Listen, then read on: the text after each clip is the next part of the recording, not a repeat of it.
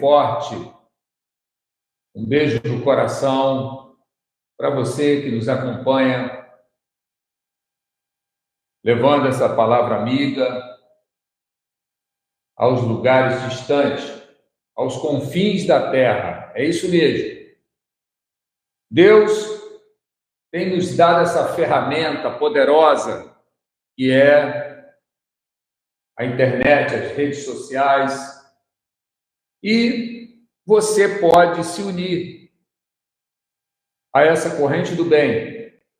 Esse amigo que vos fala, apóstolo Rogério, levando até você uma palavra amiga, uma palavra de fé, uma palavra que vai mudar a sua vida. É isso mesmo. E você pode, com esse dedo abençoado aí,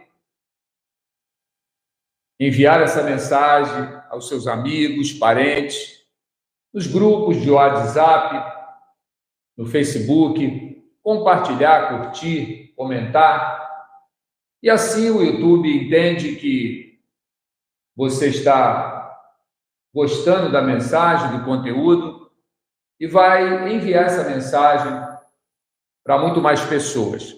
Então, você pode se tornar um evangelista online, é isso mesmo, se unindo a essa corrente do bem, todo mundo, milhares e milhares de pessoas levando a palavra de Deus aos confins da terra. E nós estamos aqui, Igreja Sevim, Catedral da Fé, cidade de Corumbá, Mato Grosso do Sul, Brasil, Pantanal, Mato Grossense. E hoje nós vamos prosseguir, isso mesmo, prosseguir com mensagens de edificação. E o nosso tema central para todas essas ministrações é consciência. Grave bem isso. Consciência, o código poderoso do Espírito, a chave, o princípio, né? Como você queira chamar. Então, nós vamos aqui discorrer em alguns versículos da palavra de Deus sobre esse tema consciência. Mas nós vamos falar de um assunto relacionado ao comando de Deus, ao domínio de Deus, a forma que Deus utiliza, e nós precisamos entender isso na nossa consciência espiritual. Se você deseja crescer, se você deseja avançar em níveis maiores, como diz o apóstolo Paulo, vontade boa, agradável e perfeita. São níveis de consciência espiritual. Porque a vida com Deus, a vida cristã é uma questão de consciência. É isso mesmo, consciência, a voz do homem interior. Eu pediria que você registrasse aí alguns termos que nós utilizamos aqui, que não é muito comum. Talvez você ouve algumas pregações muito corridas, né? Até mesmo explosivas, pregações de libertação, pregações para cura, para realização de milagres, que nós também realizamos, porque as pessoas necessitam de que Deus venha executar milagres na vida delas. São socorro bem presente na hora da angústia, né? Isso é muito importante no Evangelho. O Evangelho é poder de Deus, tá? É o batismo com o Espírito Santo, enfim, são muitas manifestações que nós temos à nossa disposição no reino de Deus, tá? Mas o tema abordado aqui é: Deus não está no controle, no comando de tudo. É isso mesmo. É exatamente o que você acabou de ouvir, tá? E eu pediria que você não se ausentasse daí, tá? Não faça como os discípulos que foram agregados aos 12, né, a seguir a Jesus, em João capítulo 6, versículo 63 em diante, nós vemos ali discípulos que se apartaram de Cristo, já não seguia mais. Foram dezenas deles, a Bíblia não dá exatamente o número, mas a Bíblia diz que foram muitos discípulos. Por quê? Porque eles se escandalizaram com os termos que Jesus utilizava. Jesus mandava eles comerem da carne e beber do sangue dele. Esse termo escandalizou os discípulos. E eles se foram. Eles bateram em retirada. E perderam o melhor da festa. Perderam o melhor. Então, eu quero dizer para você que Deus não está no controle de tudo. Espera aí. Vamos entender. Quando nós aceitamos a Jesus, nos é passada uma mensagem assim, a grosso modo: entrega o teu caminho ao Senhor, confia nele, o mais ele fará. Enfim, Deus está no comando de todas as coisas. Existem até alguns chavões, né? Algumas frases decoradas. Deus está no controle de tudo. Fique em paz que Deus vai fazer todas as coisas. Enfim, são chavões que impregnam na mente das pessoas e elas acabam tirando a responsabilidade que está sobre elas e colocando em Deus, né? Como se Deus é responsável por todas as coisas que acontecem. Essa mentalidade, quem pensa assim, são aqueles que estão lá fora, no mundo, vivendo uma vida sem o conhecimento de Deus. Não, se está acontecendo é porque é a vontade de Deus. Se está morrendo porque foi a vontade de Deus, se viveu porque é a vontade de Deus, né? A tragédia que aconteceu, Deus sabe o que faz, né? Houve uma tremenda catástrofe, mas é a vontade de Deus, não podemos ir contra a vontade do Senhor, Deus sabe o que faz, Deus é o dono de todas as coisas. Enfim, há uma generalização, as pessoas generalizam a vontade de Deus permissiva e a vontade direta de Deus, e acabam tirando a sua responsabilidade dentro da sua própria vida, no que diz respeito à realidade da sua vida, no curso que a sua vida vai tomar. E é sobre isso que eu quero tratar aqui, nessa mensagem, dizendo a você que você e eu somos responsáveis pela nossa vida. A Bíblia diz que tudo que o homem semear, ele também ceifará. Então já começa por aí. Um versículo, existem dezenas e dezenas de versículos bíblicos que não tira a nossa responsabilidade. Então não está acontecendo, de repente, o que está acontecendo na sua vida, porque Deus quer que aconteça. Não aconteceu algo na minha vida, algo que não foi satisfatório, porque Deus quis assim, foi a vontade de Deus. Não. Foi erro meu, foi falha minha, foi deficiência minha, foi imaturidade minha, foi falta de iluminação espiritual, por isso aconteceu o que aconteceu. Então, eu não posso generalizar e colocar diante de Deus a responsabilidade de 100% da minha vida. Então, por isso, eu estou abordando esse tema e dizendo para você, Deus não está no controle de tudo. Não. Por quê? Porque ele não tem capacidade para isso? Negativo. Claro que ele tem. Ele é soberano. Mas ele decide. É como o dono de uma grande empresa que colocou à frente da empresa um administrador e constantemente, mensalmente ou de 6 em 6 meses, não sei como funciona cada empresa, o dono da empresa ou os donos da empresa chamam o administrador e pede conta a ele da sua administração. Então, da mesma forma é Deus. Deus, ele nos capacita. Deus, ele nos dá os códigos espirituais, as chaves. Por isso ele deu a Pedro, ele falou: olha, Pedro, eu te dou, te entrego as chaves do reino dos céus. Esse versículo ele tem uma profundidade incrível. As chaves do reino dos céus. Primeiro que chaves tem segredo, por isso ela tranca, né? Ela é algo preparado para abrir e fechar, para dar acesso.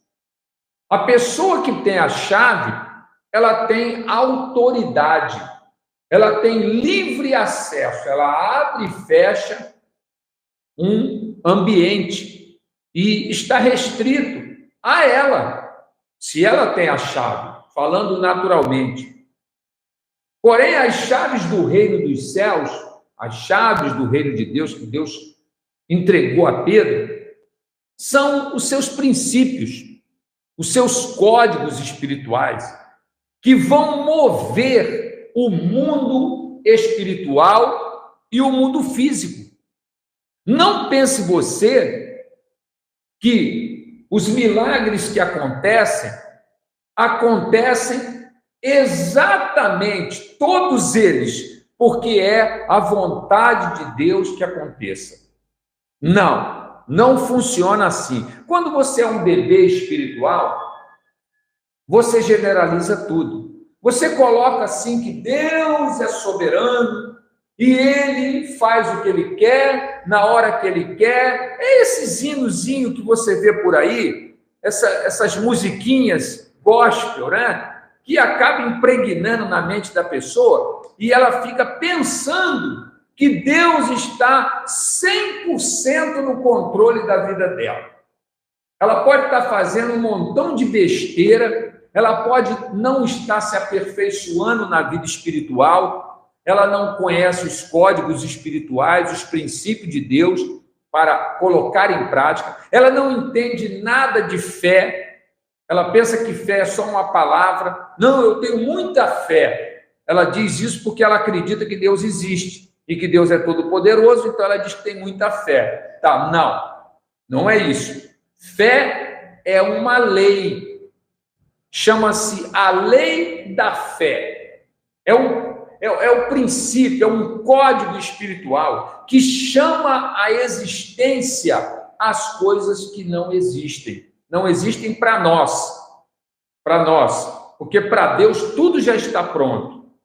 Isso aí é um princípio, é um código espiritual. Deus já fez tudo.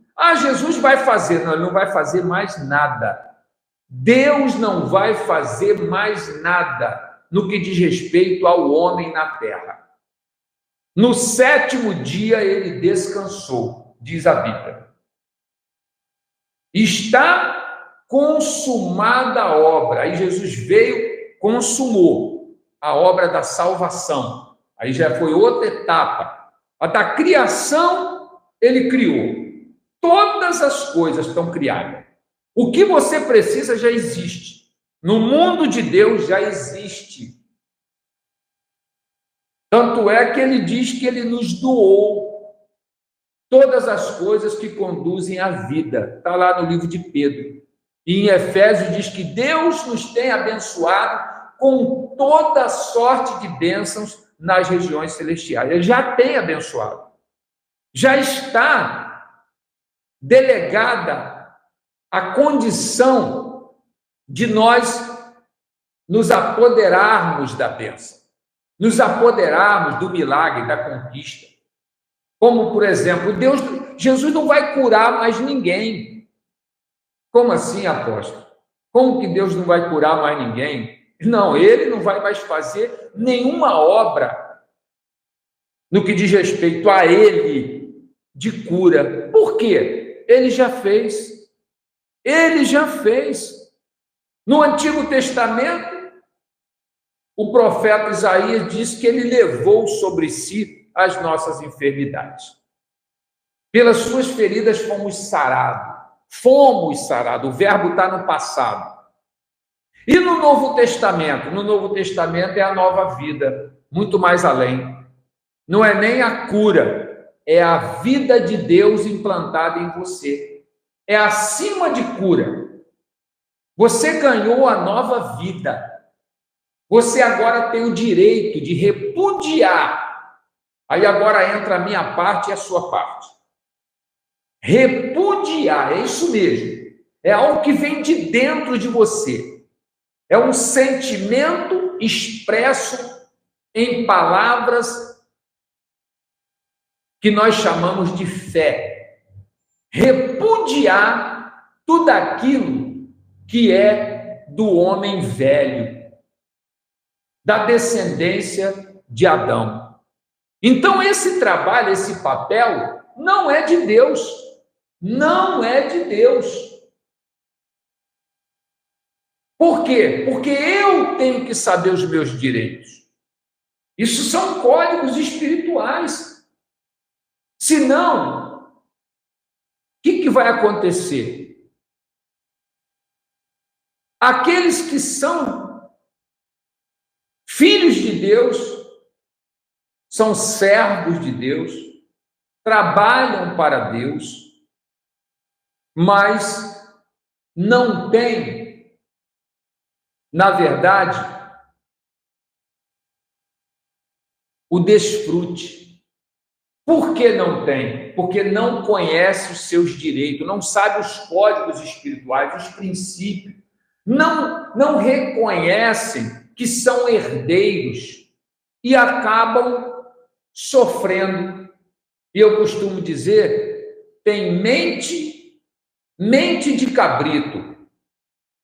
Não é o cérebro de cabrito, pensa com a bênção dele, é cabrito. Como assim, apóstolo? É um termo que nós utilizamos, né? Do irmão do filho pródigo, que ficou zangadinho, aborrecido. Ele era fiel, era trabalhador, era servo, obediente, estava trabalhando no campo. Quando chegou em casa, viu a festa e ficou chateado com a festa que o pai fez para honrar o filho que estava voltando. E ele, aborrecido, o pai foi consolar. E chegou lá, perguntou para ele: o que foi, meu filho? Não, o senhor nunca me deu nem um cabritinho para matar e festejar com os meus amigos. Mente de cabrito. Mente de cabrito. Ele cuidava do rebanho do pai. O pai era rico. Imagina aí, um grande fazendeiro, simbolizando Deus, né? Ele cuidava de tudo, da lavoura, com os empregados, mas na hora de usufruir, ele tinha mentalidade de cabrito. Aí o pai exclamou, falou: mas meu filho, tu sempre estás comigo, tudo que é meu é teu, rapaz. Ou seja, você pode usufruir, você pode ir lá pegar, matar uma dúzia de novilha, se você quiser, né? Você pode usufruir de toda essa bênção que você cuida, mas você não quer usufruir, você não sabe, você não tem maturidade, você tem uma mente infantil, então você fica esperando o dia que Deus vai achar que você merece e vai te dar. Não. A partir do momento que você aceita Cristo, Jesus te fez merecedor. Você precisa entrar pelo caminho de Deus.